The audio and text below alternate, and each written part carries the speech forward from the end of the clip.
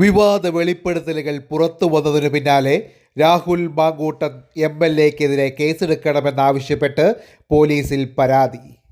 യുവതിയെ ഗർഭചിത്രത്തിന് നിർബന്ധിച്ചു എന്ന് കാട്ടി അഭിഭാഷകനായ ഷിൻഡോ സെബാസ്റ്റ്യനാണ് രാഹുൽ മാങ്കൂട്ടത്തിനെതിരെ കേസെടുക്കണമെന്നാവശ്യപ്പെട്ടുകൊണ്ട് എറണാകുളം സെൻട്രൽ പോലീസ് സ്റ്റേഷനിൽ പരാതി നൽകിയത്.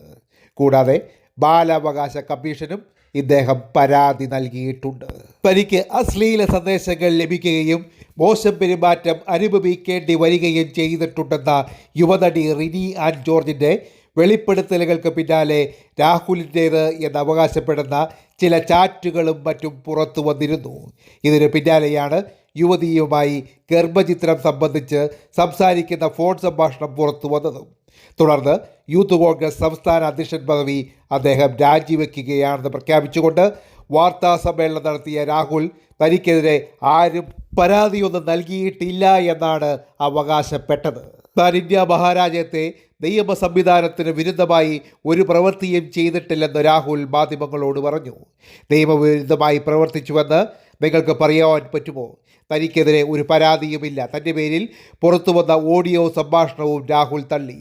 ഗർഭചിത്രം നടത്തുവാൻ നിർബന്ധിച്ചുവെന്ന് ആരെങ്കിലും പരാതി നൽകിയാൽ താൻ അതിന് മറുപടി നൽകാമെന്നും രാഹുൽ മാങ്കൂട്ടത്തിൽ പറഞ്ഞു. ഈ സമയത്ത് സംസ്ഥാനം ഭരിക്കുന്ന സർക്കാരിനെതിരെ ജനവികാരം വളരെ ശക്തമാണ്.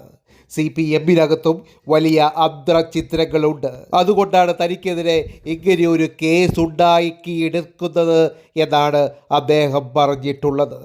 തൻ്റെ പോരാട്ടം സ്ത്രീകൾക്ക് വേണ്ടിയുള്ളതാണെന്നും അത് ഏതെങ്കിലും വ്യക്തിയെ അടിസ്ഥാനപ്പെടുത്തിയിട്ടുള്ളതല്ലെന്നും യുവനടി റിനി ആൻ ജോർജ്. യൂത്ത് കോൺഗ്രസ് സംസ്ഥാന അധ്യക്ഷ പദവിയിൽ നിന്ന് രാഹുൽ മാങ്കൂട്ടത്തിൽ രാജിവെച്ചതിന് പിന്നാലെ മാധ്യമങ്ങളോട് പ്രതികരിക്കുകയായിരുന്നു അവർ. ആരോപണ വിധേയൻ്റെ പേര് പുറത്തു പറയുവാൻ നടി ഇന്നും തയ്യാറായിട്ടില്ല.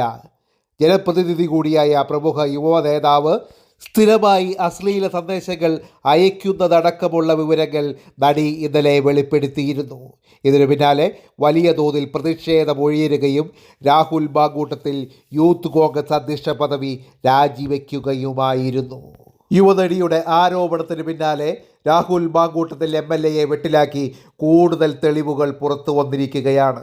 രാഹുലിൻ്റെ ചാറ്റുകളും ശബ്ദ സന്ദേശങ്ങളുമാണ് 2020 മുതലുള്ള ചാറ്റുകളുമാണ് പുറത്തേക്ക് വന്നുകൊണ്ടിരിക്കുന്നത്. എന്തായാലും ഒരു കാര്യം ഉറപ്പിക്കാം, ഉപ്പ് തിന്നുന്നവൻ വെള്ളം കുടിക്കുക തന്നെ ചെയ്യും. അത് എത്ര ഉന്നത സ്ഥാനത്തിരിക്കുന്നവനായാലും അങ്ങനെ തന്നെ സംഭവിക്കും.